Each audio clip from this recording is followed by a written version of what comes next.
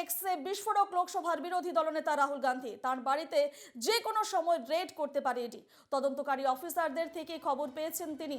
চা বিস্কিট নিয়ে হাত বাড়িয়ে ইডিকে স্বাগত এক্সে তোপ রাহুলের।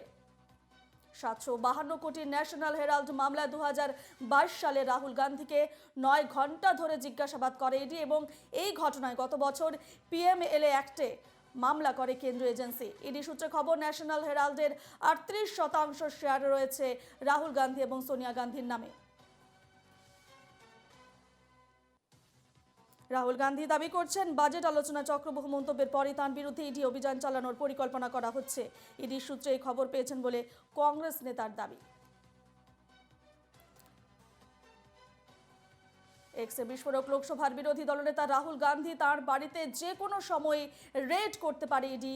তদন্তকারী অফিসারদের থেকেই খবর পেয়েছেন তিনি এবং চা বিস্কুট নিয়ে হাত বাড়িয়ে ইডিকে স্বাগত এক্সে তোপ রাহুলের। এ নিয়ে আমরা বিস্তারিত জানবো। ফোন লাইনে রয়েছেন আমাদের এক্সিকিউটিভ এডিটর রজত শুভ্র মুখোটি। রজতদা, এক্সে বিস্ফোরক পোস্ট করেছেন রাহুল গান্ধী। তিনি বলছেন যে তার বাড়িতে যে কোনো সময় ইডি রেড করতে পারে এবং তিনি দাবি করছেন যে বাজেট আলোচনা চক্রবহ মন্তব্যের পরে তার বিরুদ্ধে ইডি অভিযান চালানোর পরিকল্পনা করা হচ্ছে।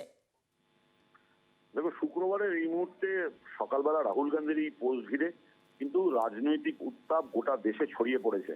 রাহুল গান্ধী মন্তব্য করেছেন এক্স হ্যান্ডেলে শুক্রবার সকালবেলা সকাল যে তার বাড়িতে ইডি রেড হতে পারে, তিনি এমনটা খবর পেয়েছেন ইডি সূত্র থেকে এবং তাদের জন্য তিনি চা বিস্কিট নিয়ে অপেক্ষা করছেন।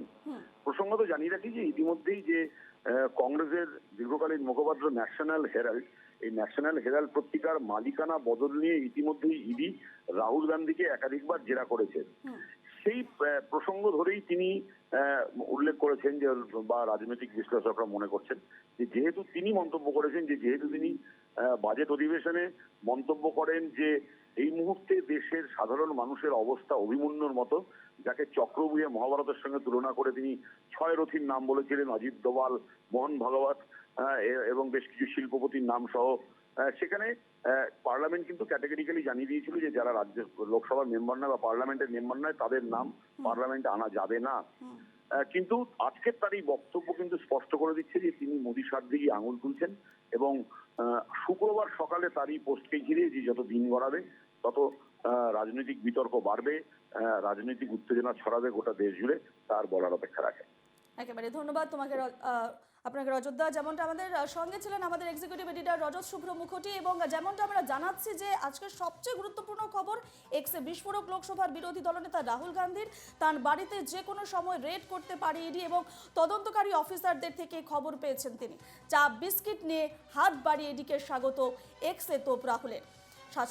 752 কোটি ন্যাশনাল হেরাল্ড মামলায় 2022 সালে রাহুল গান্ধীকে 9 ঘন্টা ধরে জিজ্ঞাসাবাদ করে ইডি এবং এই ঘটনায় গত বছর পিএমএলএ অ্যাক্টে মামলা করে কেন্দ্রীয় এজেন্সি এবং ইডি সূত্রে খবর যে ন্যাশনাল হেরাল্ডের 38% শেয়ার রয়েছে রাহুল গান্ধী এবং সোনিয়া গান্ধীর নামে।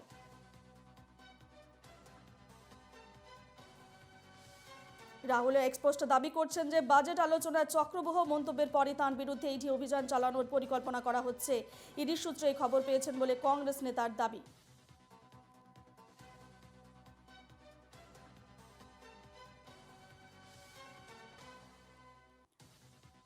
এবার রাহুলের বিরুদ্ধে কি ইডি অভিযান? গোপন সূত্রে নাকি এই খবর পেয়েছেন কংগ্রেস সাংসদ। শুক্রবার কংগ্রেস সাংসদ তথা লোকসভার বিরোধী দলনেতা রাহুল গান্ধী দাবি করেন যে এনফোর্সমেন্ট ডিরেক্টরের অন্দরমহল সূত্রে খবর পেয়েছেন যে তার বিরুদ্ধে অভিযান করা হবে।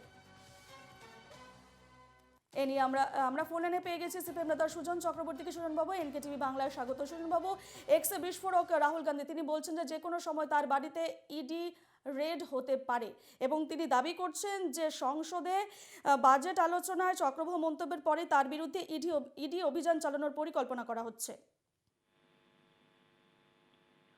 এটা তো স্পষ্ট হয়ে গেছে যে ইডি এবং সিবিআই যাদের গুরুত্বপূর্ণ কাজ ছিল আমাদের দেশের জন্য, সেইভাবেই তৈরি ছিল সংগঠন, মোদিজির হাতে পড়ে এরা রাজনৈতিক বড়ভাবে চলছে। যে মোদির পক্ষে তার জন্য একরকম নিয়ম, যে মোদির বিরুদ্ধে কথা বলবে তার জন্য আরেক রকম নিয়ম। 3 ভাগ হয়ে গেছে।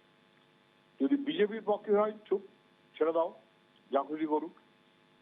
যদি প্রকৃত অর্থে বিজেপি বিরোধী হয়, মোদী বিরোধী হয়, হুম বিনা কারণে তাদের নির্যাতনের মধ্যে ফেলো, কারণ না থাকলেও ফেলো। আর যারা মোদীজির পক্ষে নয় বলে ভাব দেখায় কিন্তু আসলে মোদীজির পক্ষে, তাদেরকে যে ধরো কিন্তু ব্যবস্থা নিও না। হুম স্বাভাবিক কারণেই ইডির এই অসভ্যতা এটা ক্রমশ ধরা পড়ে যাচ্ছে। বেশ, ধন্যবাদ সুরেনবাবু আমাদের সঙ্গে কথা বলার জন্য। ফোন লাইনে ছিলেন সিপিএম নেতা সুজন চক্রবর্তী। আমরা এই বিষয়ে কথা বলেছিলাম কংগ্রেস নেতা সৌম্য রায়ের সঙ্গে। তিনি কি বলেছেন এনকেটিভি বাংলায় শুনুন।